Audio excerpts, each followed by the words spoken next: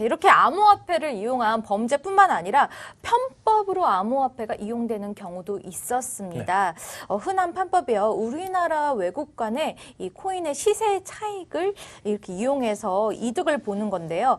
그래서 생긴 신조어 중 하나가 김치 프리미엄입니다. 김치 프리미엄은 뭐 외신 보도에서도 얘기 나온 거긴 네. 한데요. 당시에 17년 말에 엄청나게 소위 말한 불장 그쵸. 시기가 있었고요. 그때 한국에서는 비트코인이 거의 뭐 광풍까지 왔었죠. 그쵸. 광풍까지 왔었으니까 그때 정말 뭐 한 하루 만에 뭐 1,800만 원에서 2,500만 원까지 막 찍을 때도 있었고요. 근데 와우. 이게 해외 시세랑 조금 차이가 있었어요. 갭이 있었어요. 그래서 뭐 예컨대 뭐 미국에서는 1,000만 원에 살 수 있는 걸 우리나라에서는 1,500만 원에 살 수 있다. 뭐 이런 거죠. 그럼 이제 미국에서 사서 우리나라에서 팔고 그럼 이제 하나를 똑같은 상품을 거래하면서도 그러니까 500만 원의 시세 차익을 남길 수 있는 거죠. 그냥 우리나라 사람들이 그냥 그 가격에 사고 싶어서 그 가격이 형성이 된 거거든요. 그렇기 때문에 한국 사람들의 투기 심리를 눈으로 확인할 수 있었던, 피부로 체감할 수 있었던 아주 그런. 네. 최근에 이제 기사 보니까 한 13억 정도 거래하고도 무죄 그렇게 판단했는데 좀 이게 논란이 있었거든요. 그래서 어떤 사건인지 혹시 구체적으로 들을 수 있을까요? 그때 한창 불장의 마무리 네. 시점이었죠. 아. 18년 1월인데요. 네. 국내 거주자 A씨가 그 네. 김치 프리미엄을 틈타서 18년 1월부터 3월까지 그래서 미국에 사는 지인들한테 462회에 걸쳐서 13억 8천만 원을 송금을 하고 지인들은 이제 뭐 비트코인이나 이제 암호화폐를 사서 한국 쪽으로 보내는 그런 역할을 하게 된 거죠. 그래서 A 씨가 그 국내 거래소에서 판 그 차익이 시세 차익이 소위 말하는 그런 김치 프리미엄을 수익으로 내게 된 거죠. 이 김치 프리미엄으로 남기는 이 암호화폐 쪽에서의 어떤 이득은 합법적인 건가요? 불법적인 건가요? 이 김치 프리미엄을 남기기 위해서 재정 거래를 하는 것만을 가지고 불법이라고 하기는 조금 애매한 측면이 있어요. 그러니까 외환거래법상 위반이 되려면 이제 뭐 외환거래법상 등록 의무나 신고 의무에 위반을 해야 되는데 여기서는 이제 비트코인을 이제 외국에 돈을 보내서 비트코인을 사고 비트코인을 다시 국내로 들여와서 국내에서 다시 돈으로 바꾸는 거거든요. 비트코인을 국외에서 국내로 들여오는 것 자체는 외환거래법에 위반되는 행위는 아니에요. 근데 이제 문제가 될 수 있는 행위는 우리나라에서 외국으로 돈을 송금하는 행위 또는 또 이제 비트코인을 가지고 우리나라에서 환전하면서 어떤 환전업자로서 등록해야 되는데 등록 없이 환전하는 행위가 있었다면 이제 문제가 될 수 있는 건데 자기 돈 가지고 자기가 외국에 가서 사갖고 다시 우리나라로 들여오는 것 자체는 어떻게 생각하면 그거를 영업행위를 위해서 한 거라고 보기 어렵기 때문에 뭐 무등록자로서 외국 환거래업을 한 거라고 보기 어려운 측면이 있고 만약에 송금 같은 경우는 송금 한도액이 있는데 그 한도액을 넘겨서 그러니까 그 위안 3천 달러 이상을 보내면서 신고를 하지 않았으면 그건 위법할 수 있지만 그렇지 않은 경우에는 그 자체로 비트코인을 사가지고 우리나라로 들여온 것만으로 위법하다고 보기는 어려운 측면이 있습니다. 이게 10억 이상의 자본 거래를 하면 신고를 해야 하는데 13억 8천만 원이면 그때 당시 때 신고를 한 건가요? 이 사안에선 신고를 하지는 않았고 그리고 이 13억 8천만 원이라는 게 일정 기간 동안 이제 송금한 금액 전부를 합산한 금액이고요. 네.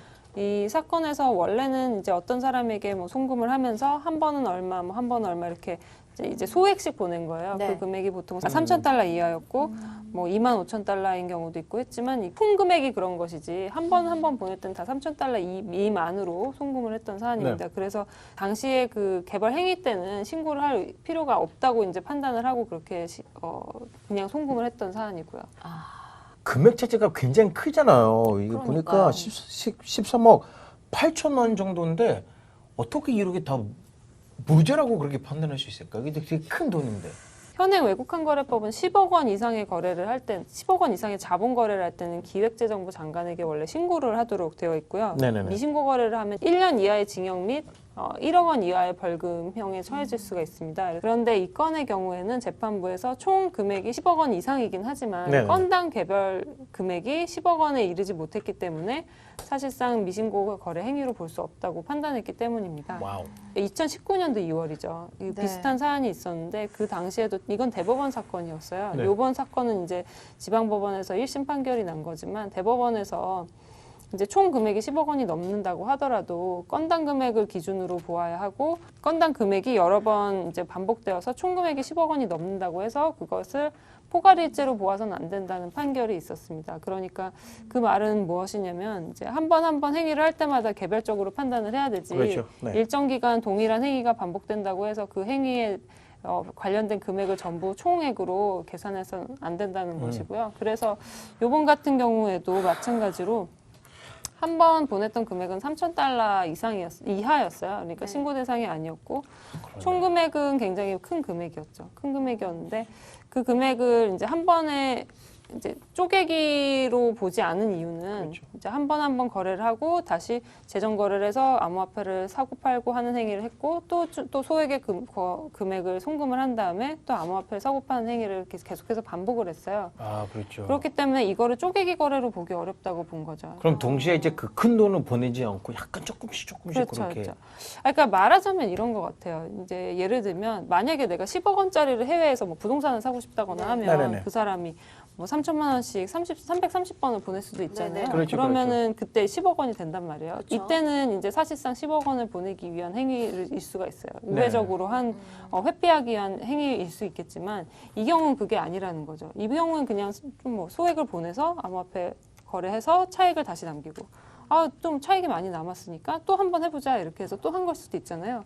그렇게 해서 이게 330번이 됐다고 해서 이 사람 10억 원 넘긴 거래를 했다고 처벌할 수는 없다. 이게 재판부의 판단이었던 거죠. 그렇다면 이거를 좀 더 악용해서 자연스럽게 보이는 쪼개기 거래 행위를 하면 안 걸리는 거 아니에요?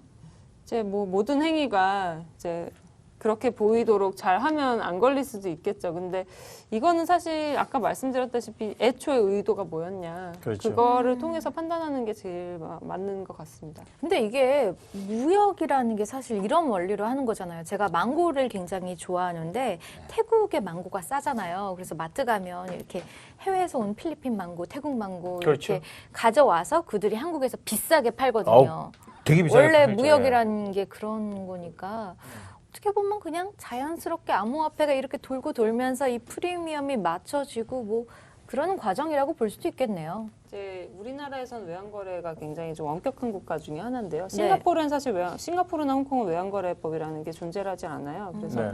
우리나라는 이제 외환의 유출을 굉장히 엄격하게 막고 있는 나라 중에 하나고 그 이유가 이제 국부가 유출된다 이렇게 보는 관점이 하나 있어서 그런데 이제 만약에 국외재산 도피죄 같은 경우는 우리나라에서 돈을 이제 외국에 송금을 해서 외국에 비트코인을 사서 외국에서 누군가가 그거를 뭐 향유를 했다든지 거기에다 두었다든지 아니면 돈을 외국에 보내서 거기서 부동산을 샀다든지 하면 이거는 뭔가 문제가 될 수 있겠죠. 근데 재정거래는 기본적으로는 이제 비트코인 거래에 대해서 우선 외환거래법이 적용되지 않는다고 보는 이유가 하나가 있고 그 나머지 또 하나는 보통은 재정거래 할 때 돈이 외국을 거쳐서 우리나라로 다시 들어옵니다. 네. 최종적으로는요. 그러니까 이제 국외재산 유출이라고 보기엔 좀 어려운 측면이 있는 거예요. 그렇죠. 이렇게 흘러서 그래서 왔으니까. 원래는 검찰 단계에선 제가 이제 이 사건은 제가 좀 친한 이제 정재욱 변호사라는 분이 이제 처리를 네. 해서 얘기를 들었는데 검찰 단계에서는 이거를 이제 기소를 한 거죠. 물론 그러니까 이제 재판까지 간 걸 텐데 이 대법원 판결을 이제 제시를 했는데도 이제 그게 잘 통하지 않아서 이제 네. 우선 기소가 됐는데 1심 재판부에서는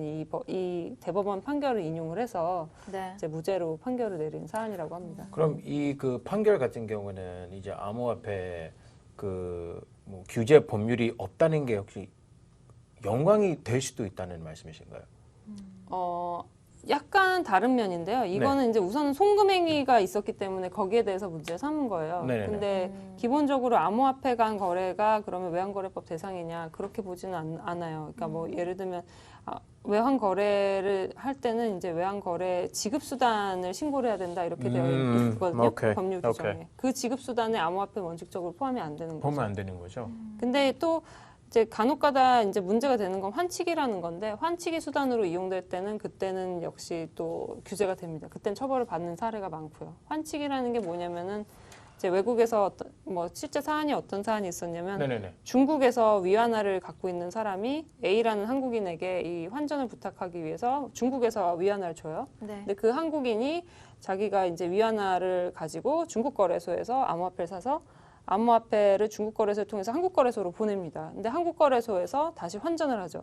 그 다음에 그 환전한 금액을 원화로 환전이 됐죠. 네. 그 원화 환전 금액을 중국인이 요청한 은행 계좌로 다시 보냈어요. 아. 요 경우엔 처벌을 받았어요. 요거는 이제 무등록자로서 환치기 영업을 한 게 돼서 무등록 외환 거래 행위에 해당하죠. 근데 뭐 저 같은 경우는 개인적으로는 앞으로는 뭐 김치 프리미엄이 그렇게 높게 형성되는 가능성이 없지 않을까 싶어요.